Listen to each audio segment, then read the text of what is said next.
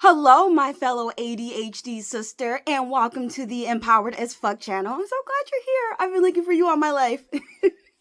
Anyways, welcome to the Empowered as Fuck channel. I am LJ the coach, master's level social worker turned life coach, dedicated to helping women, especially my Black and brown sisters, build a life filled with fun, freedom, and purpose that you're absolutely passionate about. And today we're counting down the most common misconceptions and stereotypes about ADHD, and I'm giving you the scientific proof that you can use to rebuke them. Is it rebuke or reboot? No, it's not reboot. It's rebuke. That's a word, right? Rebuttal. To rebuttal them. All right, let's get going. All right, real quick before we get into this, I just want to say I do have some notes that I'm going to be reading from. So please excuse me. I am going to be looking down a little bit in this video, but I've got lots of good content for you. Second thing, I'm going to be doing some back and forth in this video. You'll see in a second. So let's go ahead, get into it. Misconception number 1 about ADHD. Are you sure that ADHD is even real? I think that that's just an excuse for laziness.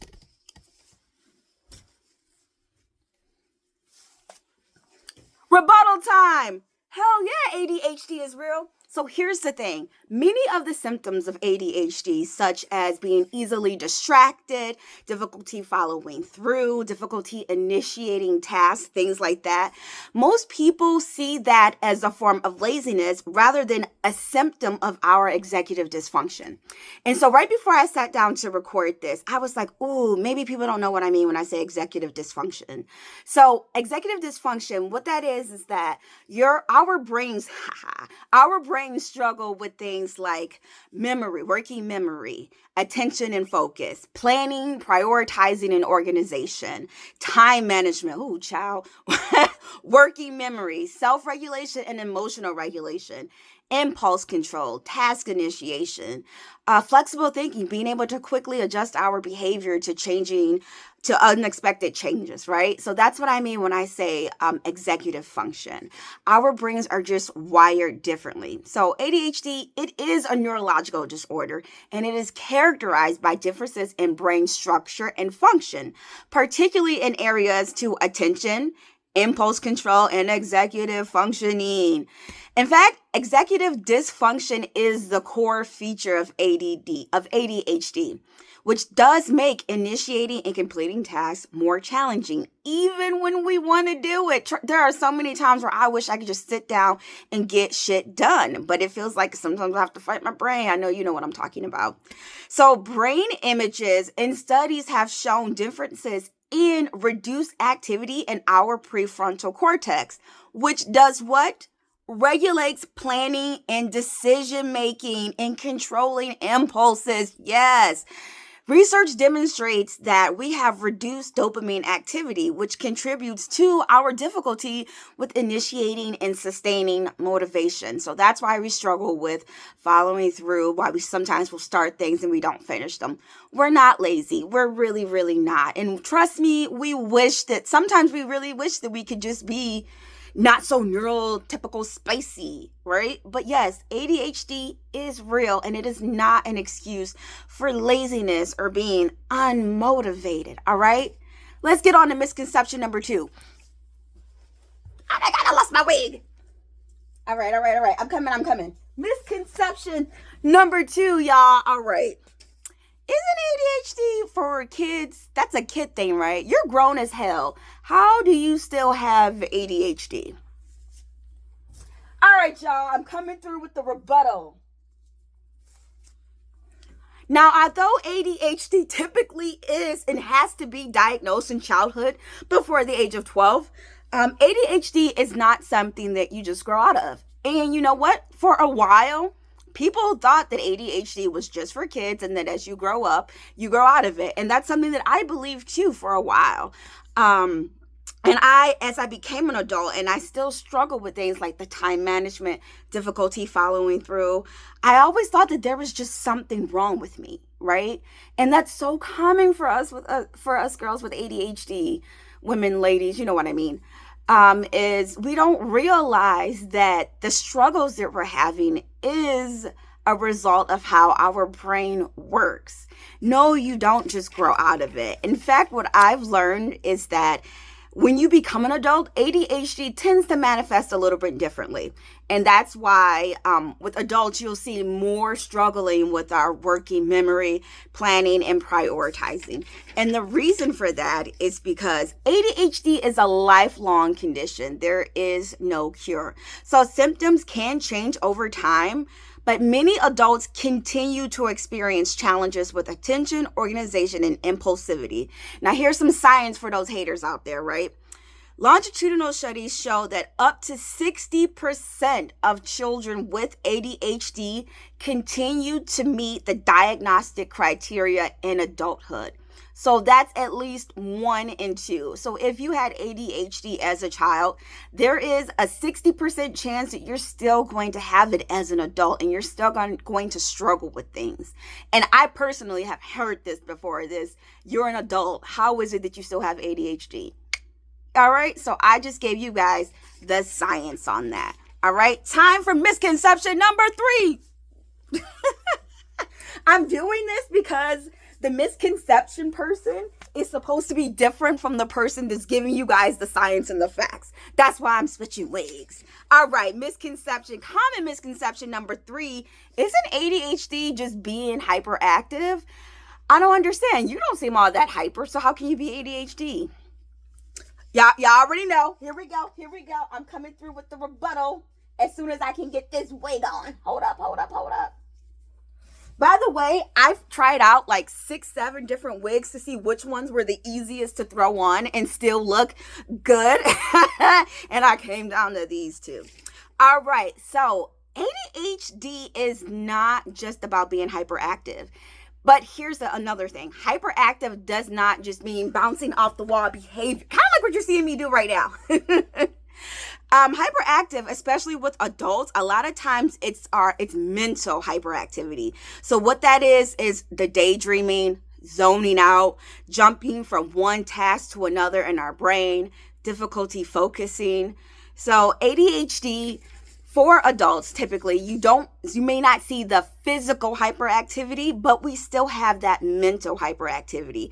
I cannot tell you how many times that I am sometimes in a conversation with someone and my brain is already trying to do something else.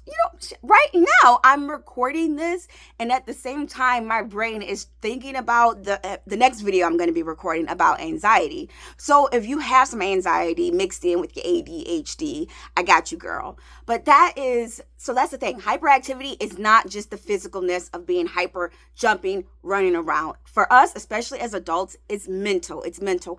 Our brains are always racing, running, thinking about things, trying to do things, doing everything except sitting its ass down and focusing, okay? All right, misconception number 4. Oh my goodness. All right. Hey, okay, I'm doing really good with these wig switches, y'all. Like, I thought that this was going to be more difficult, but it's not. Woo-wee. All right, misconception number 4. People with ADHD can focus when they want to, so it's not a real disorder. Again, this is one that I can understand, because when you have ADHD, it is not uncommon for you to hyper focus on things that you're really, really interested about. So for me, when I'm writing my scripts for my videos, I can hyper focus on that. I can work on it for hours at a time because I truly love this. I love coming up with content. I love doing the research so I can give you guys this information. I love it. And so I'm in my zone. I'm in my flow. And so I love it. But then when there are things that I don't particularly love, tasks, information, things that are not of interest to me, I do struggle to stay focus on that. And that's very, very common. And it's not that I'm choosing to be really focused on something that I want to stay focused on, and then I'm choosing not to stay focused on things that I don't want to stay focused on. ADHD affects the brain's ability to regulate attention. What that means is that individuals, although we may hyper-focus on engaging tasks, our brain struggles to concentrate on less stimulating ones. So studies show that ADHD involves a dysregulation of the dopamine system, which affects our motivation and ability to prioritize tasks. So that means that our brains, when it's something that we're not interested in, our brain struggles to concentrate. It struggles to maintain attention. It struggles to follow through. And that's not something, it's not a personal flaw. It's just something that our brain struggles with. And hyperfocus is a documented symptom in ADHD research. And it just reflects our brain's inconsistency with attention regulation, right? So yeah, that can suck, especially when you're at work and you're sitting in a meeting that you know you need to pay attention to, but you are bored out of your fucking mind. I get it. That happens to me too. And the way I've dealt with this is just that reminding myself that these symptoms, they're not flaws. They're not something that's wrong with me. It's just what makes my brain different and actually more fun and creative than other people's brains. And wait, is this the wig that's supposed to be for... Oh shit, I think I just got my wigs mixed up. Damn it. All right, anyways, on to misconception number 5. This one, you mostly hear about kids with ADHD. But it's really common because I work with kids who have ADHD, and people do believe this, that ADHD is caused by bad parenting and a lack of discipline. Oh, child. All right, let me...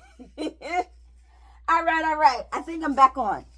Seriously, these wigs are so easy for me to just throw on, throw off. Okay, I'm trying to keep this video under at least 20, if I can, 15 minutes. Let's get into misconception number 5.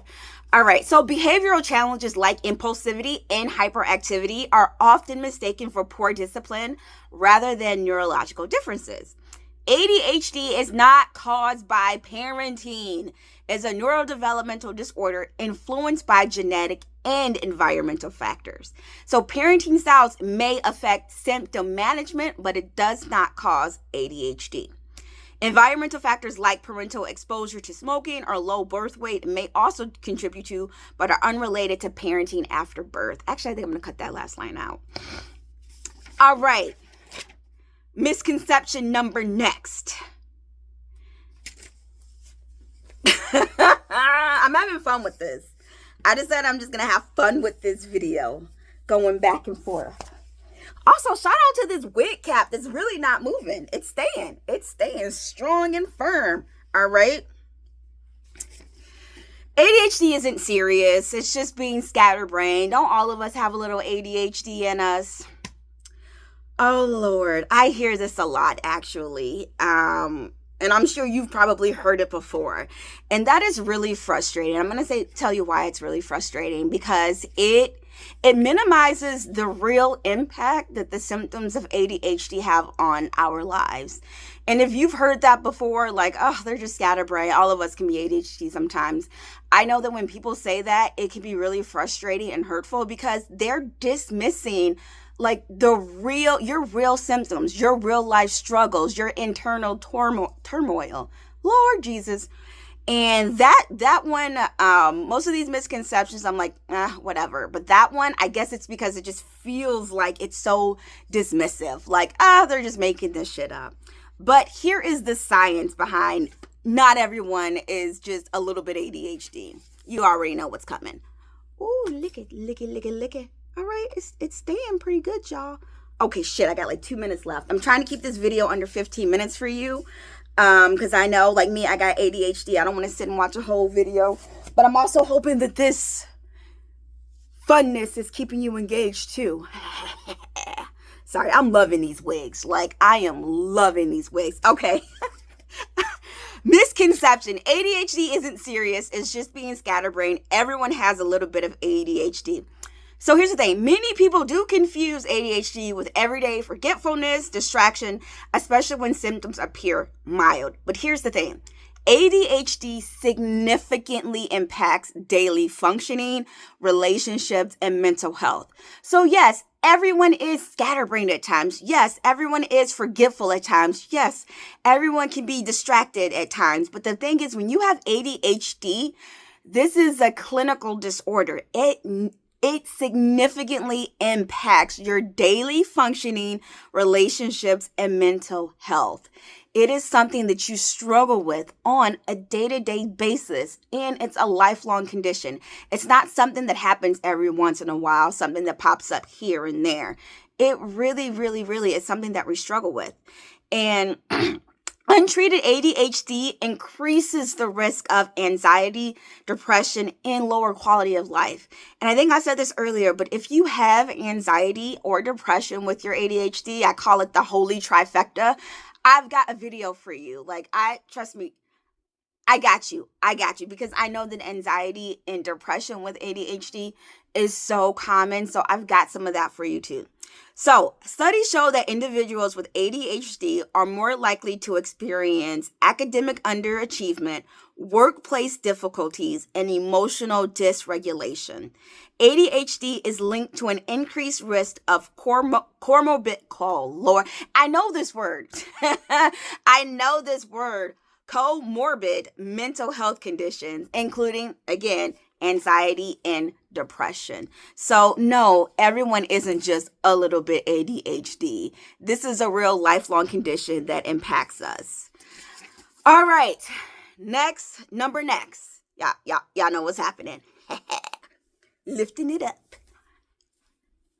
Maybe I should get like some music playing in the background. Like when I edit this, I might get some music playing in the background. So it's not just quietness as I switch from person to person.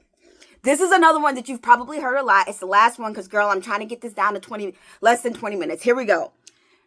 ADHD is overdiagnosed. There's no way that all of these people could be diagnosed with ADHD. No. Here we go. I get that one a lot. So here is why some people feel like, oh, wow, or it seems like there are more people being diagnosed with ADHD every day. And I've heard people say that, like, damn, everybody and their mama got ADHD. Here's the thing. Increased awareness and diagnoses in recent years is interpreted as overdiagnosis. ADHD remains underdiagnosed in certain groups like women, minorities, and individuals with inattentive symptoms. The rise in diagnosis reflects better understanding, and it also means that people who typically weren't being diagnosed with ADHD, minorities, women, they are now finally getting a diagnosis that is telling them there's nothing wrong with them. You are baby girl. There is nothing wrong with you. And I know sometimes it feels like your brain is your biggest enemy. And the reason why I'd say this one, actually, I know I said that there was another one that pissed me off the most. I'm going to say this is the one that pisses me off the most about it being misdiagnosed, because it is so hard, especially for Black women, to get an ADHD diagnosis. And I know this because I have had contact. I've spoken to literally dozens and dozens of Black women. I'm part of a group where I interact with them all the time. And for some reason, it's so hard for us to get an ADHD diagnosis. And we go through life. So in addition to struggling with racism and sexism, we have this neurological condition that we often don't know about. It's not going diagnosed. And we're having to struggle with that on top of everything else. And so that's why when it's like, oh, everybody's getting diagnosed now, actually, everybody isn't getting diagnosed, but it's good that more people are being diagnosed, because that means more people are finding out that there is nothing wrong with them. They don't see their symptoms as a personal flaw anymore or a personal failure. We now have a diagnosis that says, oh my God, this shit that I'm going through, my brain, it's real. It's not just in my head. It's not that there's something wrong with me. This shit is real. And it's so nice to have a diagnosis, to be able to say, this is what it is. This is why this is happening. I get really passionate about that. All right, I got a minute and 30 seconds left. Studies show that women and adults are frequently underdiagnosed due to less disruptive symptoms. Research confirms that ADHD prevalence rates align with improved diagnostic criteria and awareness, not overdiagnosis. Okay? By addressing these misconceptions with scientific evidence, we can better understand ADHD and reduce the stigma surrounding this complex condition, which is the entire purpose of this video. Just for me to tell, I just wanted to make something for especially my Black and brown sisters to let you know that there's nothing wrong with us. We're just neurospicy. And I've got, again, more content. This is just, I wanted you guys to know that I see you. What you're going through is real, and we're going to get through this together. I've got more videos coming for different strategies and tips for managing life with ADHD. We're also going to get into anxiety, depression, things like that, especially when those things combine together with ADHD, being able to manage it all effectively, which I'm not trying to hype myself up, toot my own horn, but I feel like I've done a pretty good job of managing the comorbidity of those things, especially as someone who at this time is holding down a 9-to-5 in addition to building my life coaching business, having to do all of those things in addition to being the caregiver for other people. I've got a lot going on in my life, and then having to deal with those things as well. It's a lot, but I am actually thriving right now. And that is why I created this channel. That is why I'm creating these videos, because I want you to thrive as well. All right, 20 minutes and 30 seconds. Ow! And I did this in one take. All right, bye. Oh, don't forget to like, subscribe, comment, yes, hit the notification, all that shit. Hit all the buttons. I love you. I'm just so happy I did this in one take. All right, bye.